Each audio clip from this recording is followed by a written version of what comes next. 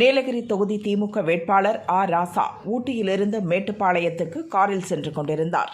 அமைச்சர் ராமச்சந்திரன், நீலகிரி திமுக செயலாளர் முபாரக் ஆகியோர் உடனிருந்தனர்.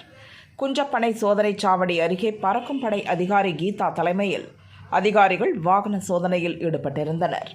ராசா வந்த காரையும் அதிகாரிகள் சோதனையிட்டனர். காரின் பின்புற பகுதியில் சூட்கேஸ்கள், டிராலி பேக்குகள், பைகள் இருந்தன. ஒன்றிரண்டை மட்டும் லேசாக திறந்து பார்த்துவிட்டு காரை அனுப்பிவிட்டனர். சாமானிய மக்களிடமிருந்து பணத்தை பிடுங்கி வைத்துக்கொண்டு அலைக்கழிக்கும் அதிகாரிகள் ராசா போன்ற அரசியல்வாதிகளை மட்டும் கண்டும் காணாமல் விட்டுவிடுகின்றனர்.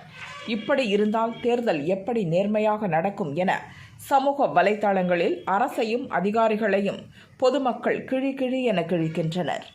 ராசா காரில் இருந்த சூட்கேஸ்களிலும் பேக்குகளிலும் அப்படி என்னதான் இருந்தது என்பதுதான் $1,000,000 கேள்வியாக உள்ளது.